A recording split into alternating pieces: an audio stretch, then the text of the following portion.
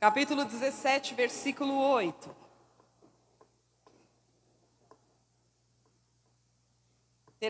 Teremos diferença por causa da tradução, mas o sentido é o mesmo, tá bom? A palavra de Deus, ela nos diz assim: então o Senhor disse-lhe: vai para Sarepta de Sidom e fixa-te ali. Eu ordenei a uma viúva desse lugar que te sustente. Elias pôs-se a caminho para Sarepta. Chegando à porta da cidade, viu uma viúva que ajuntava lenha. Chamou-a e disse-lhe: por favor, vai buscar-me um pouco de água numa vasilha para que eu beba. E indo ela buscar-lhe a água, gritou-lhe Elias: traze-me também um pedaço de pão. Pela vida de Deus, respondeu a mulher, não tenho pão cozido, só tenho um punhado de farinha na panela e um pouco de óleo na ânfora. Estava justamente apanhando 2 pedaços de lenha para preparar este resto para meu filho, a fim de comermos e depois morrermos. A palavra diz a fim de comermos e depois? A fim de comermos e depois? Amém. Versículo 13, Elias replicou: não temas. Olha para a pessoa que está do teu lado, segurando a tua palavra na mão, olha no olho dela e diga: não temas. Amém? Por que nós falamos isso? Porque nós precisamos trazer essa palavra para a nossa vida, onde o Senhor fala conosco várias vezes: Angélica, não temas. E o que a Angélica faz? E você? Não é? E nós começamos a viver ao longo da nossa vida uma mentira que Satanás impõe em nós. E começamos a temer e desistimos de lutar.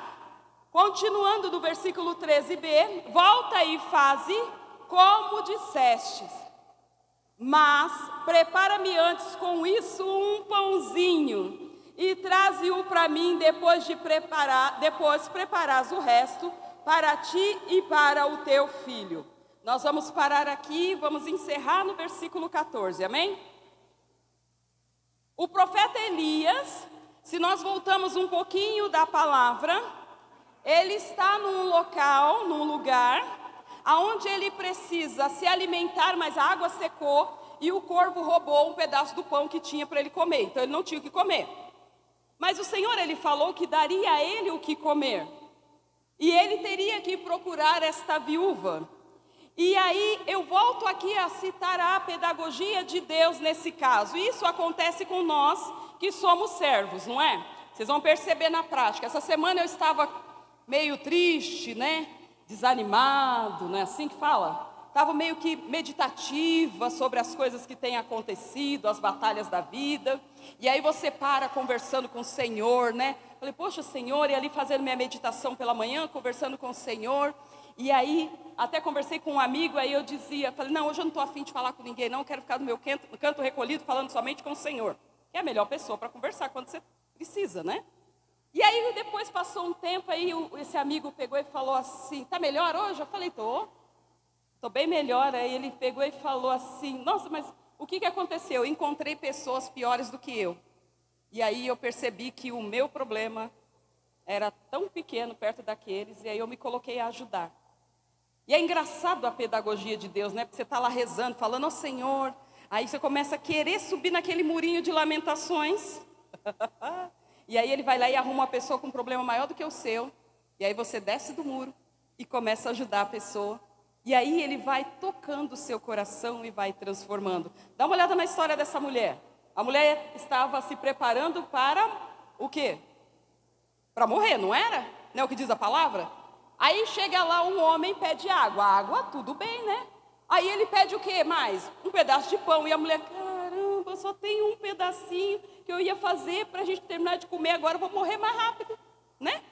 vou morrer bem mais rápido, porque vai acabar o pão, vou dar o pão para esse homem, como pode eu dar o pão para este homem? Mas aí ela fala, meu Deus, Serepta era uma cidade ou um povoado que ficava na região da Fenícia, de onde veio também uma conhecida, que é a Jezabel, com o seu culto estrangeiro. Era um local onde as pessoas não tinham o conhecimento de Deus, da verdade. O profeta, ele levava para aquele lugar a presença de Deus nele. Obediente a Deus, ele foi para aquele lugar levar a presença de Deus para o meio daquele povo que não conhecia. Ele leva o pão que era da verdade, o pão para transformar a vida deles, o pão que seria o alimento deles. A fala da viúva, quando ela diz, homem de Deus, a viúva ela não tinha o conhecimento da pessoa, de quem era Deus. Ela simplesmente fala por falar. E a presença daquele profeta naquele lugar é que iria transformar a vida dela. E ela também iria conhecer, e assim como toda aquela região. Aquela mulher, ela entendia que ela ia comer pela última vez. E olha para nós, muitas vezes nós acreditamos que será a última vez, que não tem mais jeito, que teremos que viver nessa situação. E é assim que nós encontramos muitas vezes as pessoas aceitando a condição que foi imposta sobre a vida delas, sem dobrar os joelhos e sem pedir a Deus, não é assim? Não é assim que nós muitas vezes nos encontramos e aí usamos aquela sutil frase, Deus quis assim. Deus quer a nossa alegria, vai doer, tem hora, né? Tem hora que eu olho para o Senhor conversando e aí cada um dentro da sua intimidade eu falo, só o Senhor, né? Sacanagem, né? Mas aí você vai conversando com Ele, falando todas as coisas, e você consegue segurar nas mãos dEle e levá-los a todos os lugares da sua vida. Nós temos o hábito de deixar o Senhor descansando do lado de fora. Nós, servos, muitas vezes passamos horas e horas pedindo para o outro e não pedimos para nós. Não pedimos para nós. Nós temos um momento da nossa oração onde nós temos que parar, conversar com o Senhor e pedir para nós. E pode ter certeza, Ele vai levantar um ou outro lá dos lados que vão ajudar você a ficar de braços erguidos. Mas também aprenda a orar pedindo pelo outro, orar pedindo por você, se colocando na presença do Senhor e pedindo a Ele a graça de crescer. Nós sabemos que os ataques hoje do maligno têm sido muito fortes na mente. Quantas pessoas com problemas na mente, quantas pessoas ruins, quantas pessoas que não estão aguentando e lutando para viver ainda. Eu tenho uma batalha dessa dentro de casa. E aí você vai vendo que as coisas vão ficando difíceis e você precisa pedir a quem? A Deus para fortalecer e também aos profissionais, mas pedir a Deus para colocar de pé, porque não é fácil. Agora, se eu não paro, se eu não seguro nas mãos do Senhor, eu largo o Senhor na estrada.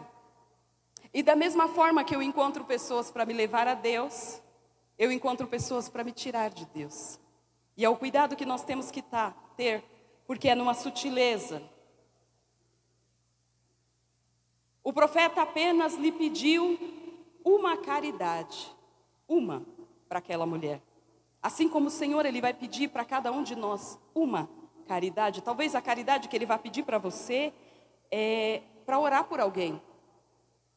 É para levar um alimento para alguém, um copo de água que seja para alguém. É levar uma palavra de transformação. É pegar o que você está utilizando para abanar o calor e abanar no rosto do outro que não tem. Não é? É uma caridade. E aí ele fala para ela, para fazer o pão com o resto que ela tinha. Mas antes, não temais. E aí ele deve ter falado que o Deus que eu creio, Ele vai fazer e pode fazer muito mais. E o Deus que você crê, pode ou não pode? Sim ou não? Pode ou não pode? Bate no seu peito e olha para a pessoa que está do teu lado. E diga, eu.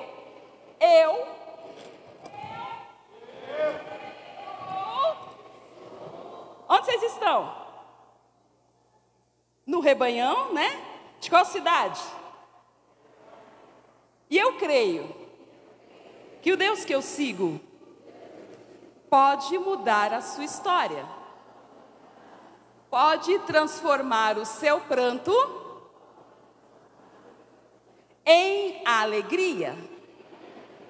Permaneça, portanto,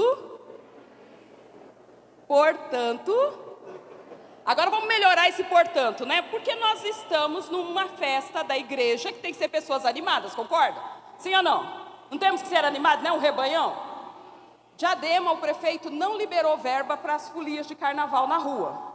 E aí nós vemos lá, né, muitas pessoas reclamando. Aí ontem eu estava indo lá no centro de Diadema, tinha um pessoal se reuniu lá no centro da cidade, estava lá fazendo por eles mesmos, no bolso deles, né? E sabe o que acontecia ali naquele meio? Parecia que eles estavam felizes, animados, mostrando os dentinhos, dançando. Agora é a vez de vocês. Diga para a pessoa que está do teu lado, eu creio.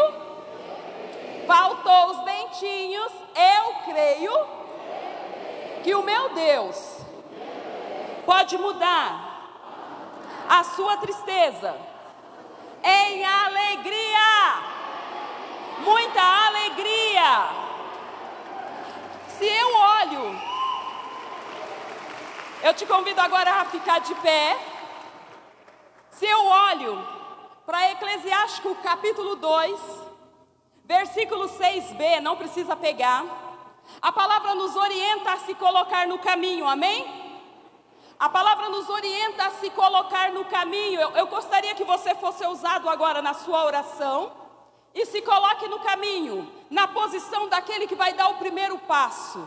E esta posição é quando nós colocamos os dois pés no chão, não é isso? Então coloca os dois pés, mantenha-se firme, porque agora você vai caminhar, amém? Vai caminhar em oração. Eu também disse no começo que nós iríamos encerrar com o versículo 14. Porque aquela viúva precisou ouvir. E agora você vai dizer para você mesma, Angélica, o seu nome. Não estou ouvindo o seu nome. Isso, dizendo o seu nome. A palavra de Deus, ela diz no versículo 14 de 1 Reis. Porque eis que o que diz o Senhor, eis o que diz o Senhor. Eis o que diz o Senhor. E para quem o Senhor diz? Para quem o Senhor diz? Para Angélica. Fala seu nome bem alto. Para quem o Senhor diz? Para Angélica. Ele fala comigo nesta tarde. Porque eis o que diz o Senhor, Deus de Israel, Deus de Diadema, Deus de São Bernardo, Deus da Diocese de Santo André. A farinha que está na panela não se acabará. Posso ouvir um glória a Deus?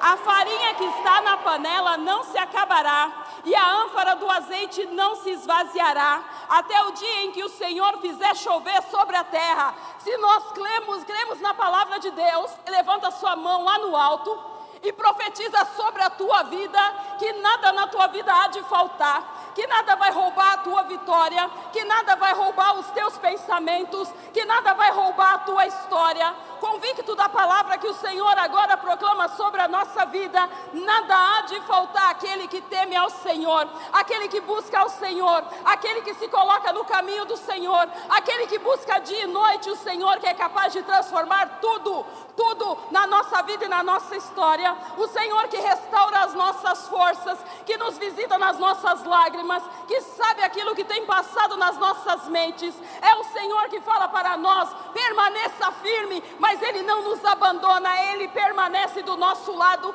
quando principalmente nós erguemos os nossos braços, erguemos os nossos clamores, nós dizemos, Senhor, eu não consigo, mas fica comigo, ensina-me a ser um homem e uma mulher firme. Solta a tua voz agora e peça ao Senhor a graça de manter a firmeza na espiritualidade, na certeza que a palavra proclamada é fonte de cura e libertação a todo aquele que crê. Solta a tua voz agora, invoque o nome do Senhor sobre a tua voz, sobre o teu olhar, sobre o teu coração. Proclame que Jesus é o Senhor da sua vida, é o Senhor que destes a vida a cada um de nós, para que continuássemos a caminhar. Jesus é o meu Senhor. E você pode dizer o teu nome agora, num canto de vitória, Jesus é o Senhor da minha vida. Jesus é o Senhor da vida da Angélica, Jesus é o Senhor da vida da Paula, Jesus é o Senhor da vida da Maria. Vai dizendo o teu nome agora para o Senhor: tu és o meu Senhor. E a cada vez que você vai dizendo que Ele é o teu Senhor, a sua vasilha não vai se esvaziar, não vai faltar azeite, não vai faltar farinha, não vai faltar aquilo que é necessário para que você continue proclamando: Jesus, Senhor, Jesus, Senhor. E como um exército, solta a sua voz e proclame: Jesus é o Senhor, Jesus é o meu Senhor, Jesus é o Senhor da minha vida.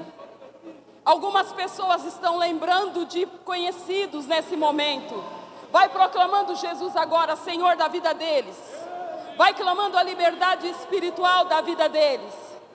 Vai pedindo bênçãos do Senhor sobre a vida deles e a história deles. Eu não consigo permanecer firme numa geleia, eu não consigo permanecer firme na areia. Eu preciso permanecer firme no Senhor. É Ele o meu refúgio, é Ele a minha força. E o meu clamor ao Senhor, mesmo que seja em lágrimas, não são lágrimas de tristeza, precisam ser lágrimas de alegria. E a minha oração traduz alegria, porque o Senhor diz e pede várias vezes para repetirmos: alegrai-vos. E na sutileza do Senhor, alegrai-vos. Alegrai-vos. Alegre-se na sua oração. Alegre-se. Proclamando Jesus Senhor, alegre-se. E deixe que a vitória de Deus se manifeste na sua vida.